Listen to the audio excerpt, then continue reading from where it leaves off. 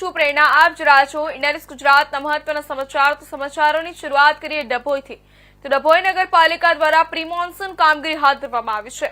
આગામી સમયમાં ચોમાસા ઋતુ શરૂ થવાની છે ત્યારે નગરમાં પડતો વરસાદ તેમજ ઉપરવાસમાંથી આવતું વરસાદી પાણીના નિકાલ માટે ડભોઈ નગરપાલિકા દ્વારા વરસાદી કાંસની સફાઈની કામગીરી તેમજ નર્મદા કેનાલના કારણે પાણી નગર તરફના ભાગે ભરાતો હોય છે। નર્મદા કેનાલની બાજુમાં બનાવવામાં આવેલો ખુલ્લો વરસાદી કાંસ જેમાં મોટા પ્રમાણમાં ઝાડી ઝાખરા તેમજ બાવળિયા ઉગી નીકળેલા હોય તેની સંપૂર્ણ સફાઈ કરવામાં આવી હતી। આગામી સમયમાં ચોમાસા સિઝનને કારણે વરસાદી પાણીનો યોગ્ય નિકાલ કરવા અર્થે આ કામગીરી અતિ મહત્વની છે।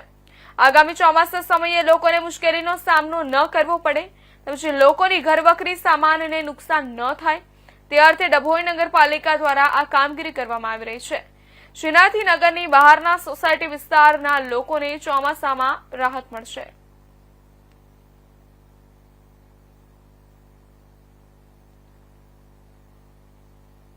આગામી ચોમાસાને ધ્યાનમાં રાખીને ડભોઈ નગરપાલિકા દ્વારા પ્રી મોન્સૂન કામગીરી મોટા પાયે શરૂ કરવામાં આવેલી છે।